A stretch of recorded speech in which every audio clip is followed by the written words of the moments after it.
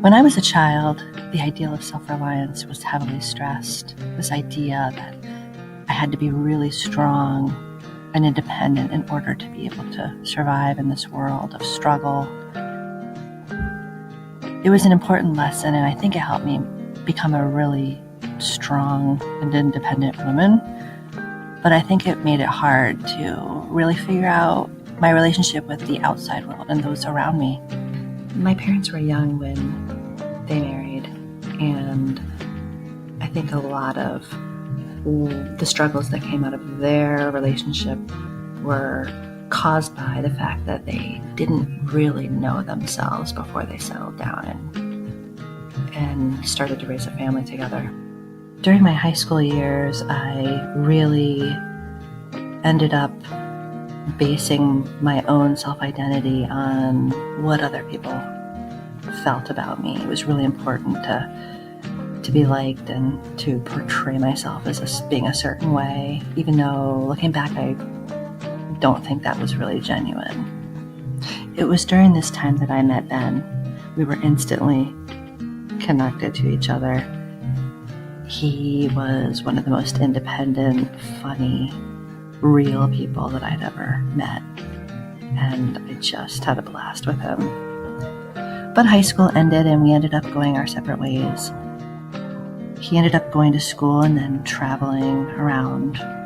I ended up going to school and really getting consumed by activism and fighting for things that I believed in. This became a really big part of my identity. At this time, I studied and traveled and hiked and went to demonstrations and organized and met all kinds of really great people and was awakened to many really important ideas that continue to shape my life. And then our paths crossed again. We came together and decided to take a cross-country trip across the country and just travel and go to many different places we'd always wanted to see, and just had a blast together. It was incredible. The trip came to an end and we ended up going our separate ways, but that, I feel like, was really the blossoming of a really profound love for each other. We came back, and by now we're probably in our, early to mid-20s, and we still had things to do with our lives. He went his separate way, I went my separate way. We lived our lives for the next several years apart, but keeping in touch, always having these really deep connections to come back to when we saw each other again. Years and years went by, but later in my 20s, I decided to take a trip out to California, visit Ben. We decided we'd go on a Sierra Nevada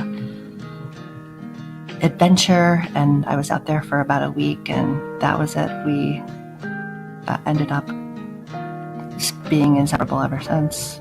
He moved back to the East Coast, and the rest is history. We were lucky to have many years of adventures before we had a family, and that was really important for me to really know that I was ready to settle down and really ready to have children and start a life as a family unit. And now when I look at Ben, I see so much more than just my husband or the father of my children. These are obviously all the things that he is now, which are so incredible and wonderful. But I also see someone who was so respectful of my own process of finding out who I was and what I wanted. Never felt rushed or pressured in any way into something I wasn't ready for.